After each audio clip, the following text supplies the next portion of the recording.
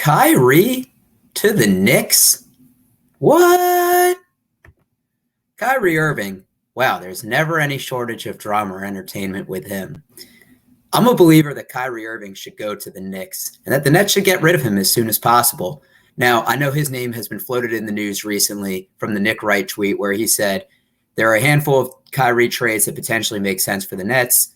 His agents have made it known that Kyrie would simply, quote, retire from the NBA, unquote, if Brooklyn were to trade him. This isn't what spurned the idea for my video. I'm actually a believer that Kyrie should have gone to the Knicks a while ago. I'm going to break down why I think it makes sense for both the Nets and Knicks to make a rare same-state swap. So first, I want to look at Kyrie's injury history because he's had some pretty notable ones. Now on the left, you'll see the most recent year sprained his ankle in the playoff series against the Bucks. In 2020, he had shoulder surgery. In 2019, he had a hip and knee strain. 2018, he had knee surgery, which stemmed from the 2016 fractured kneecap that he suffered in the NBA Finals against the Golden State Warriors. And as you can see on the right, there are some more mini ones he's had: concussion, fractured jaw, right toe injury at Duke, broken left index finger. Now, this was with his time in Cleveland, so keep in mind that he's played for two organizations since then. And we're going to see how it's affected his games played per season. Now, I started off with 2016 and 2020 when he played 72 out of the 82 games, because that's probably the healthiest he's been and probably will be the rest of his career, playing in close to 88% of games. The following year, he played in 73.1%, which isn't bad. You'd like a little bit more out of your superstars.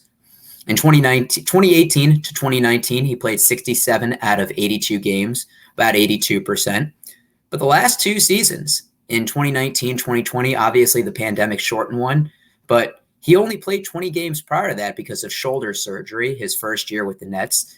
And the most recent, he played 54 out of 72 games with some minor injuries, but also some personal issues and drama, which bring me to my next point of the controversy that surrounds Kyrie. And look, regardless of what you want to say about him, he's a phenomenal basketball player. And maybe you agree with his opinions about the earth is flat. Maybe you don't. But he's going to bring eyes and ears to him, which isn't always the best thing. With this past season with the coronavirus in January 2021, he took some time off for personal reasons. And this was a quote from him: "A lot of family and personal stuff going on. When things become overwhelming in life, you've got to take a step back and realize what's important." I don't think any of us are going to argue about him taking off time with family. But when he took that time off, there was a video that surfaced him partying maskless. And back when January 2021, there was a big mask mandate across the United States. So obviously the pandemic has slowed down a little bit, hopefully in most areas where you're watching this. But during that time, that was a big issue, and it was an NBA violation. And it kind of called into, why did Kyrie take personal time off if he's seen partying? But if you're Brooklyn, you have to trade from an area of strength. And I'm going to look at the shot attempts between the three superstars for what they did last season and for their career. So Kyrie averaged a little over 20 points or 20 shot attempts per game last season, about 18 for his career. James Harden took 16.6 last season, and he has 19.3 for his career. Now, I said post OKC because obviously he played six-man. Kind of crazy to think that he was actually a bench player at one time. But with his past couple of years with the Rockets, obviously not this shortened season, but he's averaged about 23, 24 shot attempts per game. So figure he actually might be on the higher end of that. Kevin Durant, 17.2% for his 2020 season and 18.6% per game per his career. The Nets averaged 87.2 attempts in the most recent season, which was 22nd in the NBA. So obviously this is a rough estimate, but you could expect these three stars to probably shoot 61 to 64% of the shots. And for a lot of them, Kevin Durant, James Harden, and Kyrie to some extent, they're used to being the alpha and the 1A on the team. And they played very little games together because they all had injuries at some point. But that kind of brings me to my next point. The Nets don't need Kyrie. They lost to the Bucks in 7 games, who were the eventual NBA champion. They led 2-0, including a 39-point beatdown in Game 2.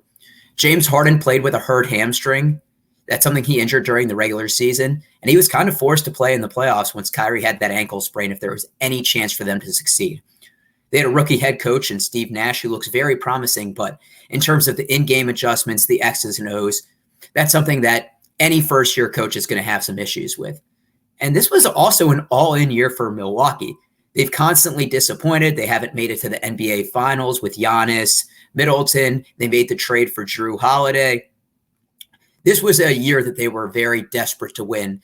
And I think with the pressure not being on them as much, that it kind of allowed them to play a little bit more relaxed. And you're going to trade for a position of strength for depth. Kyrie is not a great defender. It's not like Ben Simmons, where if he's not scoring, he can guard the 1 through 5. And he has a career 5.7 assists per game, which is why he's shot the ball a lot. Very, very fun to watch, very entertaining. Not your traditional point guard. He's more of a scorer. Because if we look at the Nets roster, they have a solid big three. Durant, Harden, and Kyrie might be the most exciting big three ever. But outside of that, you don't have a lot of depth. Blake Griffin is 32 years old. And yes, he showed a little bit of resurgence with the Nets. But he's been in the NBA 11 or 12 years. You don't know how much you can rely on him game in, game out. Joe Harris, great at shooting the three, but probably can't create his own shot. I'm a fan of Tyler Johnson, Patty Mills, great role player. Sekou Doumbouya, great role player at 20 years old. I'm a Landry Shamet fan and Bruce Brown fan as well. Cameron Thomas, will have to see how he plays out. But outside that big three, there's a lot of question marks. And if for something was to happen where one of those three get injured, I think it puts a lot of emphasis on the other two. And who knows if they'll be able to carry that. So you're probably thinking, Eric, you took a poop on Kyrie for a lot of this segment. Why would any team want to trade for him if you're just going to diss him like this? But I think the Knicks are actually the one team that could use him more than anyone else. Because in terms of scoring, they averaged 107 points per game last season, which was 26 in the NBA. Now, during their first round series against the Hawks, which they lost in 5, they averaged 97 points per game. So when they got down to Atlanta, they really didn't have somebody that could bring them back. Julius Randle had an awful series.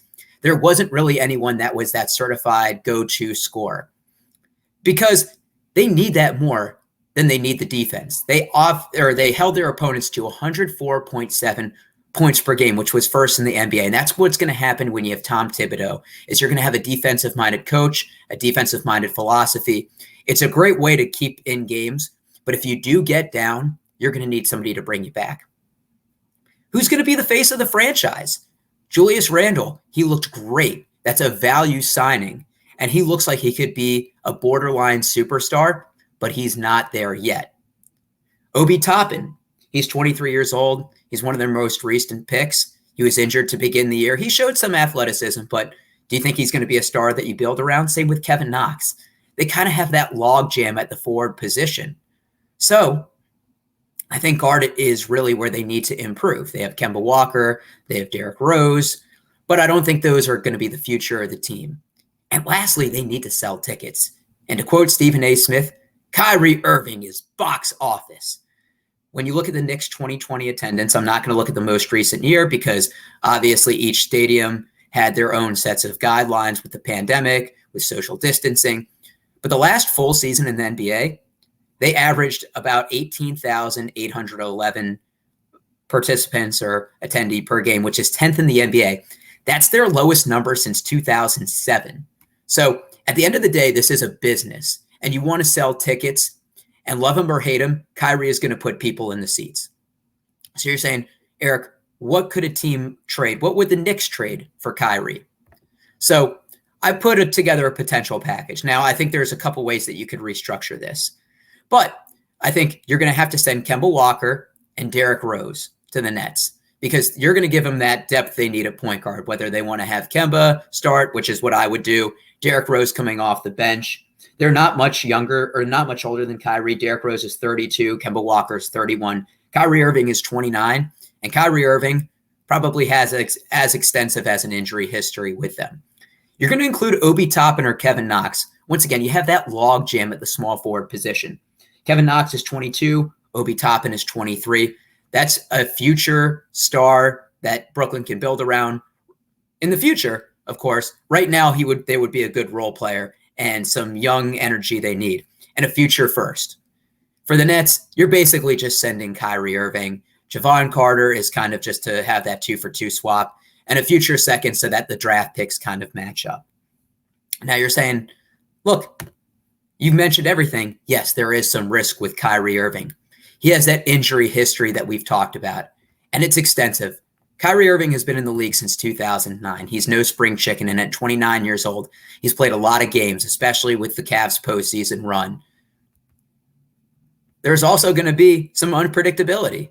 Kyrie is very outspoken, and whether the rumors are true or not that he would retire if the Nets trade him, you know that he's no subject to speaking his mind. There's going to be drama with Kyrie as well. Stomping on the Celtics logo, which a lot of people, including Kevin Garnett, were not a fan of, refusing to talk to the media. The quote on here, on the right, you're going to see, "I've had enough of someone else's propaganda. I'm for truth, no matter who tells it. I'm for justice." You can look at the rest if you'd like, but he basically ends to, "I do not talk to pawns. My attention is worth more." And look, in the entertainment capital of the world, New York City, Madison Square Garden, one of the brightest and most popular venues, even though the Knicks' success hasn't done well, he's going to have eyes on him. And that might be something where it's a big risk. But if you're the Knicks, you really need to pull the trigger on this, because the last time the Knicks have made it to the conference finals was 2000. So that's 20 years ago. I think this is the closest they've been, probably since the Carmelo Amari Stoudemire days. They were the second seed in the Eastern Conference that won final in, I believe, 2012, 2013, but they ended up losing to the Pacers in the Eastern Conference semis. So if you're the Knicks, you need to go all in, and you need to trade. You need to make a trade for Kyrie Irving. Yes, there is some risk involved, but I believe the potential reward outweighs it. Let me know your thoughts. Should the Nets hold on to Kyrie Irving? Should the Knicks target somebody else in free agency? Let me know your thoughts in the comments. Any other videos you'd like to see, and I'll catch